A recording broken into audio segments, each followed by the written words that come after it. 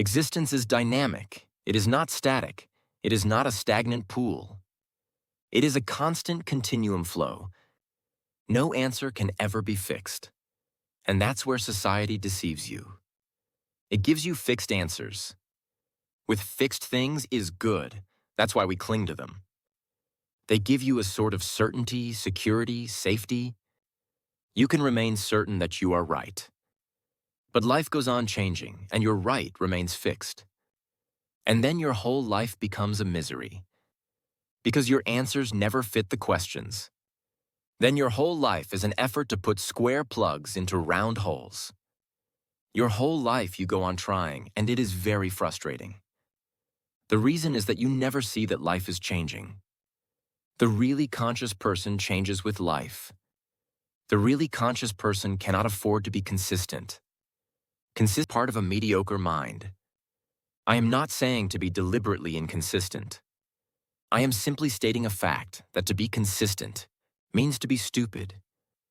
To be consistent means to remain with the past, blind to the present.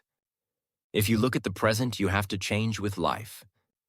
Hence, you will find 1,001 contradictions in Jesus' statements. And so is the case with Buddha.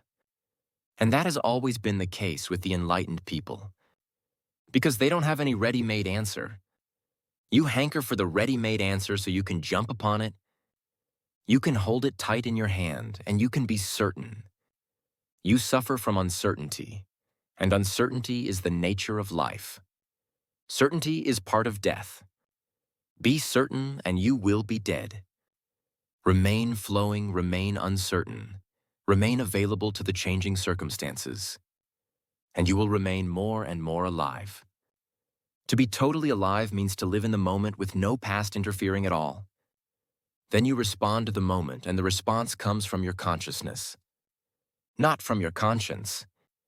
Conscience is a deception. Conscience is a social trick. Society has created the conscience, and the function of the master is to destroy your conscience, so that your consciousness can be freed. Your gut feeling is not a gut feeling. You have been deceived. There is no need to do anything to be worthy. You are already worthy. If you were not worthy, you would not be here at all. God has given you birth, has created you, must have seen some worth in you. If you are unworthy, then God is not a very original creator. Then he is not much of a creator either. How can he create an unworthy person? Society makes you unworthy. Because that is the only way to exploit you, to make you feel unworthy. Then you will try hard to become worthy. Because that is the only way to gain self-respect.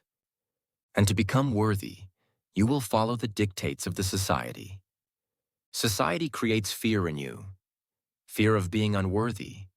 Fear of being condemned. Fear of being left alone. Fear of being nobody. Fear of being anonymous.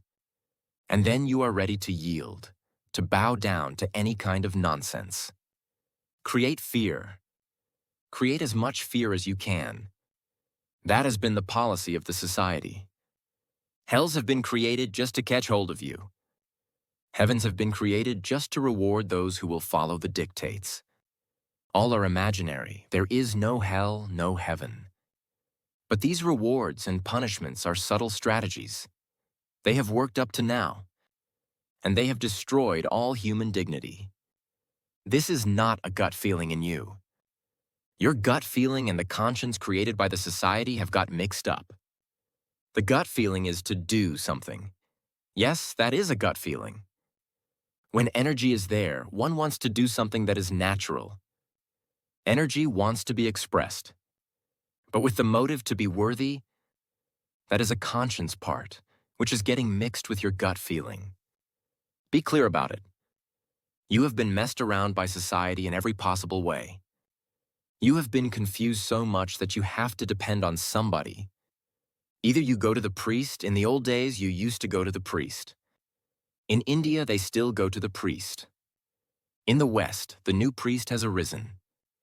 The psychiatrist, the psychologist. Go to him.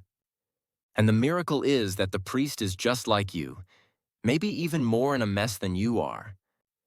But still you go to him to find good advice. Yes, he repeats good advice like a parrot.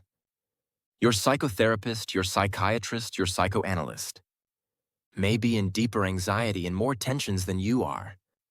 Just the other night, one of my sannyasins was asking me, Osho, you had told me last time when I came here, look for the lighter side of life, count the roses, ignore the thorns. They are there, take note of them, but don't pay too much attention to them.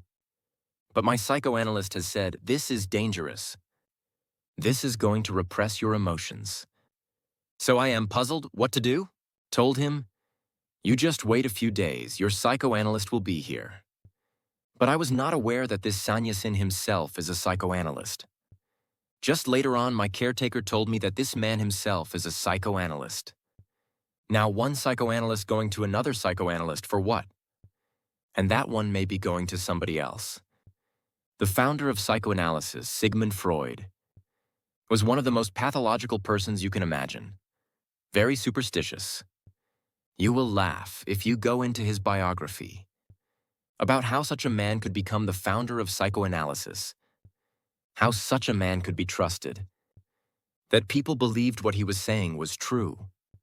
One of his friends gave him the idea that just as each woman has a 28-day period, when her menstruation comes, exactly like that each man has a 23-day period. There is some truth in it. Not 23 days, exactly 28 days. Now much more research has been done on it. Those 4 or 5 days when a woman goes through the period are sad, depressive, dull, negative, exactly like that. The man also goes into a negative state each month for 4 or 5 days. Of course, his period is not very visible, but it is there. It is a psychological fact. It should be there, because men and women are not very different. So the friend's idea was on the right track. Sigmund Freud suddenly got one idea. Lying down in his bed, he was thinking about 28 and 23. Suddenly an idea flashed in his mind. 28 plus 23 means 51. And he could not sleep the whole night. He became certain by the morning that he was going to live 51 years. A very great gut feeling. And he started talking about it. 28 plus 23 equals 51 years, and he will die. The 51st year came and passed, and he did not die. Then something else had to be found.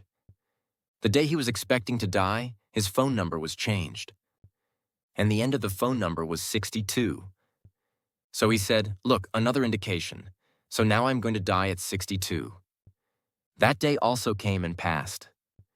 But people like Sigmund Freud are not easy. They will find something or other. He was staying in a hotel and the number of the room was 82, so he said, look, another indication from above. At 82, I am going to die. That is absolutely certain. And that day also passed. He died when he was 83. Such superstitious people. He was so afraid of death, that's why he was so concerned about it. He was so afraid of death that 5 times in his life, he fainted publicly because somebody started talking about death. He used to faint flat on the ground. Just the idea of death. And such, a pathological, neurotic person became the founder of psychoanalysis. He used to project himself, whatever was true for him, he thought was true for every human being. That is the very limit of nonsense. All that he has said about man is not about man, it is about Sigmund Freud. Sigmund Freud is a single individual. He does not represent all human beings. Nobody represents all human beings. Nobody ever can. So maybe a few people are helped by psychoanalysis. Very few people. Rarely have I seen a person who has been helped by psychoanalysis.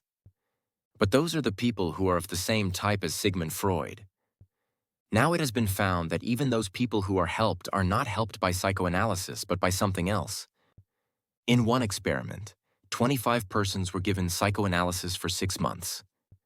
And 25 persons were just kept waiting and were told, soon your psychoanalysis will start.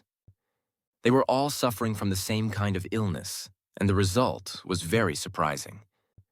The 25 who were given psychoanalysis were helped a little bit, but the 25 who were kept waiting were helped far more. Just waiting helped them far more. In fact, this secret has been known in the East. It has been practiced for centuries. If you take a mental case into a Zen monastery, they put him in isolation for 3 weeks. Nobody talks to him. Just the opposite of psychoanalysis. Nobody talks to him. Nobody listens to him. They just keep him isolated. Somebody goes absolutely silently and puts the food there and comes back. He has to live with himself for 3 weeks. And miracles have been happening down the ages. Just putting him there for 3 weeks in isolation, slowly he cools down. No psychoanalysis, no therapy, just isolation. In fact, he was suffering too much from people, from the stress of being in a crowd continually. Psychoanalysis may not be the real cause of help, but the length of time. 2 years, 3 years, 4 years. The psychoanalysis continues. It continues as long as you can afford it. It depends on you. If you have enough money, it can continue your whole life. In fact, psychoanalysis never comes to a termination. It cannot, because the mind is very inventive. It goes on inventing more and more rubbish. It starts enjoying, slowly, because the more rubbish it brings up, the happier the psychotherapist feels. Seeing him happy, the mind obliges with more. Whatever the expectations of the psychotherapist are, the patient fulfills them. Patients are really patient people, very obliging, courteous. That's why they are suffering. They are not hard people, not hardware but software. Because they are soft, they are suffering. The hard guys are not suffering, the hard guys make others suffer. The soft guys become victims. 3, 4 years lying down on the couch, talking nonsense, waiting. It helps one to unwind. One becomes a little more relaxed. And somebody is listening to you very attentively. Or at least pretending that he is listening very attentively.